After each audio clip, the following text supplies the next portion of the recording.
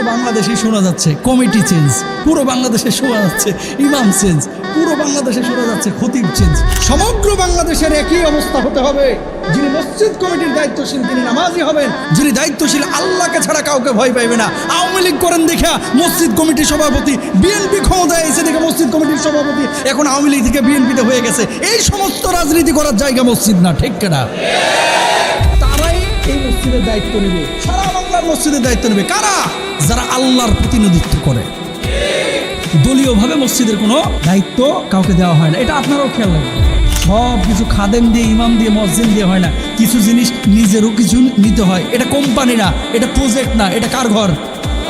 আল্লাহর ঘর। মসজিদের দায়িত্ব যদি আপনার ঘাড়ে আসে তাহলে আল্লাহর পক্ষ থেকে এসেছে, কিন্তু সেই দায়িত্ব আপনি কতটুকু পালন করতেছেন এটা বুঝ আপনার ভিতরে থাকতে হবে যে আসলে আপনি পারবেন কিনা। মসজিদের দায়িত্ব যারা পায় এটা আল্লাহর পক্ষ থেকে নির্বাচিত হয়ে আসে। কথা বলেন না কেন? এই যে যারা পরিচালনা করতেছে পৃথিবীর বিভিন্ন দেশে, বিভিন্ন জায়গায়, সব জায়গায় মসজিদে কেউ না কেউ দায়িত্ব নিয়ে কাজ করতেছে। মসজিদে যারা কমিটি থাকে মাসিক বেতন আছে, মধু আছে কোনো? লাভটা কি?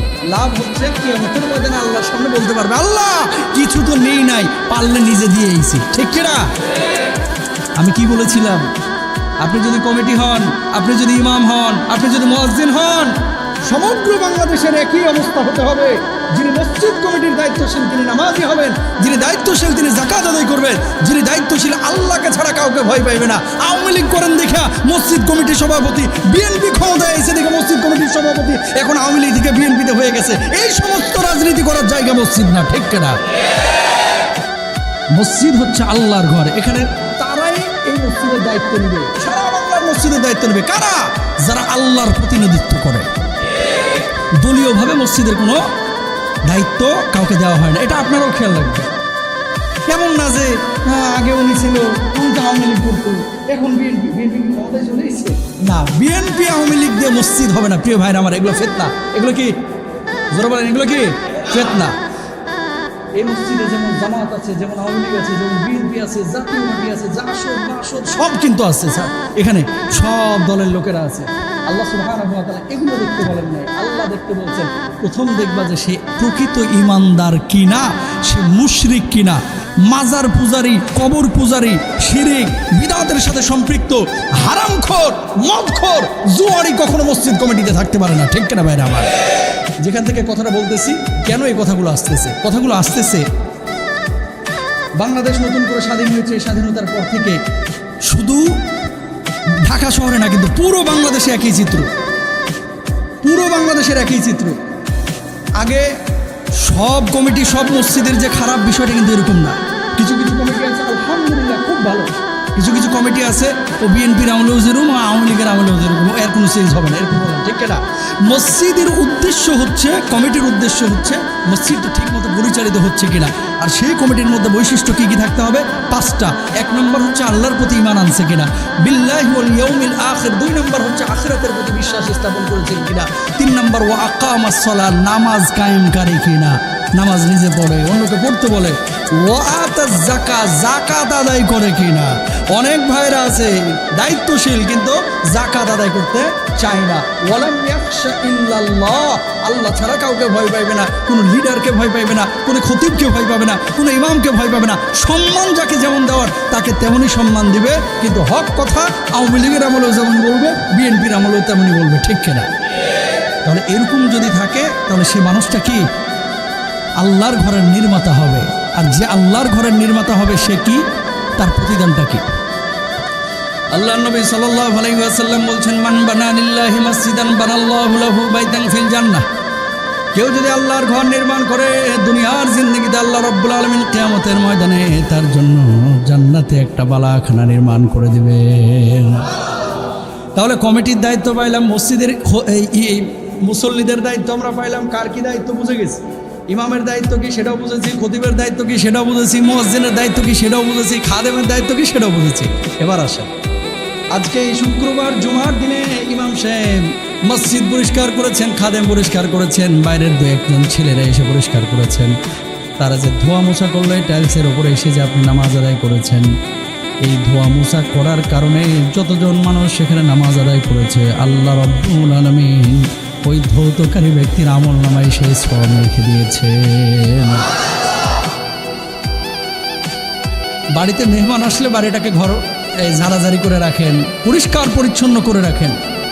আর আল্লাহর ঘরে আজকে জুমার মেহমানরা আসবে, এই জুমার মেহমানদেরকে একটু ভালো পরিস্থিতিতে পরিবেশে নামাজ পড়ার জন্য আপনি ব্যবস্থা করে দিলেন। এটার ফজিলত যদি জানতো তাহলে এলাকার মানুষ কামড়াকামড়ি করতো, মারামারি করতো যে আমি আজকে এই কাজটা করব, আমি এই কাজটা করব। বলুন আল্লাহু আকবার।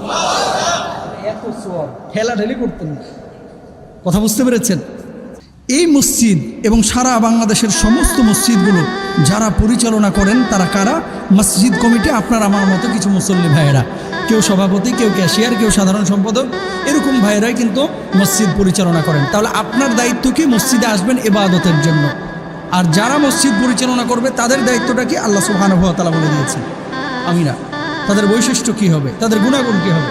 খতিবের দায়িত্ব কি? খতিব যদি কোরআন এবং সুন্নাহের হক কথাগুলো বলতে না পারে, ও যত বড় হুজুরি হোক না কেন, মোটা তাজা হোক না কেন, যত সুন্দরী হোক না কেন, ওর জায়গা মসজিদে না, ওর জায়গা হচ্ছে ফার্ম গেটে।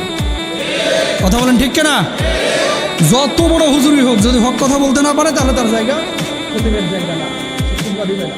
যত ভালো ইমামে হোক না কেন, দেখা সে দেখতে শুনতে একেবারে মাশাআল্লাহ একটু মালটার মতো দেখা যায়, কিন্তু তেলাওয়াত বিশুদ্ধ, আলোচনা করতে পারে না, মানুষকে মানে আপনার অ্যাডভাইস করতে পারে না, কোরআন হাদিসের জ্ঞান বিতরণ করতে পারে না, তাহলে সে ইমাম হওয়ার যোগ্য না।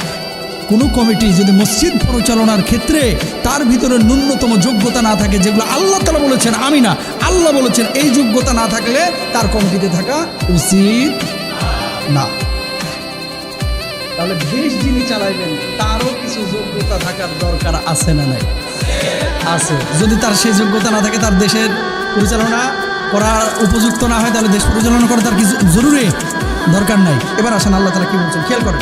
রব্বুল আলামিন বলছেন কি? খেয়াল করেন, ইন্নামা ইয়ামুরু মাসাজিদাল্লাহি মান আমানা বিল্লাহি ওয়াল ইয়াউমিল আখির ওয়া আকামাস সালাতা ওয়া আতাজ যাকাতা ওয়া লাম ইয়াখশা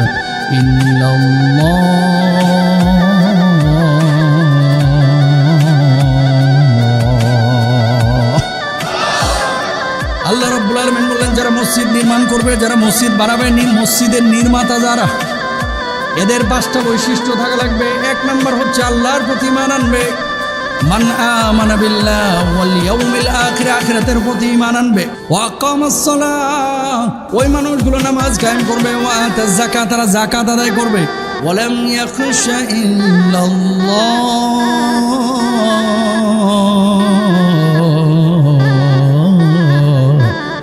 আল্লাহকে ছাড়া কাউকে ভয় পাইবে না। অনেক কমিটি আছে যারা ঠিকমতো নামাজ পড়ে না, ঠিকমতো যাকাত দেয় না, ঠিকমতো আল্লাহকে ভয় করে না, ঠিকমতো আল্লাহ সুবহানাহু ওয়া তাআলা যে গুণাগুণগুলো 5টার কথা বলেছেন এগুলোকে ফলো করে না। তার মানে কি? দায়িত্ব আল্লাহ রাব্বুল আলামিন তারা দিয়েছেন, সেই দায়িত্ব ঠিকমতো পালন করতে পারলেন না, আল্লাহ রাব্বুল আলামিনের আদালতে তাদেরকেও দাঁড়াইতে হবে, ঠিক কিনা? সব কিছু খাদেম দিয়ে, ইমাম দিয়ে, মসজিদ দিয়ে হয় না, কিছু জিনিস নিজেরও কিছু নিতে হয়। এটা কোম্পানি না, এটা প্রজেক্ট না, এটা কার ঘর?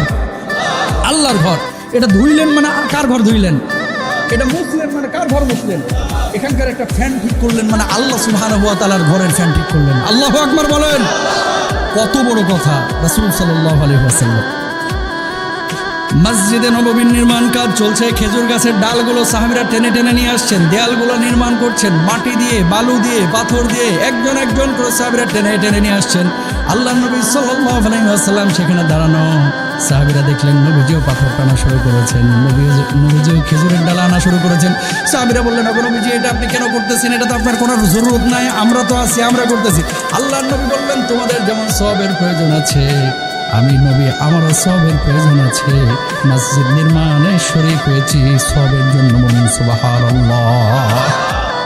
তাহলে আল্লাহর নবী মসজিদ নির্মাণের ক্ষেত্রে নিজেও কি হয়েছেন? শরীক হয়েছেন। সুতরাং মসজিদের দায়িত্ব যদি আপনার ঘাড়ে আসে তাহলে আল্লাহর পক্ষ থেকে এসেছে। কিন্তু সেই দায়িত্ব আপনি কতটুকু পালন করতেছেন, এটার দায়িত্ব, এটা বুঝ আপনার ভিতরে থাকতে হবে যে আসলে আপনি পারবেন কিনা। আর মসজিদের দায়িত্বটা কি বলেন তো? মসজিদের দায়িত্ব হচ্ছে যখন নির্মাণ হবে তখন এটাকে দেখভাল করা। মসজিদের দায়িত্ব হচ্ছে যে টাকা পয়সাগুলো উঠে যথাযথভাবে বন্টন করা। মসজিদের দায়িত্ব হচ্ছে একটা ফ্যান নষ্ট হয়েছে, সুইচ নষ্ট হয়েছে, এগুলো দেখভাল করা। মসজিদের দায়িত্ব হচ্ছে মসজিদের ইমাম, খতিব, মুয়াজ্জিন তাদেরকে একটু দেখভাল করা। দেখভাল করার মানে এই না যে খতিব সাহেবের টুটি চেপে ধরা। কথা বলেন না কেন? যদি বলেন যে হুজুর আজকে এই বিষয়ে কথা বলেন, এটা আপনি বলতে পারবেন, কিন্তু এটা যদি বলেন যে হুজুর এই বিষয়ে কথা বলার দরকার নাই, এই রাইট কিন্তু আপনার আল্লাহ দেয় নাই। আল্লাহ সুবহানাহু ওয়া তাআলা যা বলেছেন তা আমি বলবো, আল্লাহ যা বলেন নাই তা আমি বলবো না। প্রিয় ভাইরা আমার, সুতরাং বক্তব্যের ক্ষেত্রে স্বাধীনতা এটা খতিবকে দিতে হবে, ইমামকে দিতে হবে। এটা হচ্ছে গুরুত্বপূর্ণ একটা পাঠ। তো আল্লাহ সুবহানাহু ওয়া তাআলা এই কথাগুলো বলেছেন। কেন বললাম এই কথাগুলো? পুরো বাংলাদেশে শোনা যাচ্ছে কমিটি চেঞ্জ, পুরো বাংলাদেশে শোনা যাচ্ছে ইমাম চেঞ্জ, পুরো বাংলাদেশে শোনা যাচ্ছে খতিব চেঞ্জ। কেন রে ভাই, কি হয়েছে? সরকার চেঞ্জ হয়েছে বলে কি মসজিদগুলো চেঞ্জ করতে হবে? মসজিদ মসজিদের জায়গায় রাখতে হবে। আল্লাহ তৌফিক দান করুন।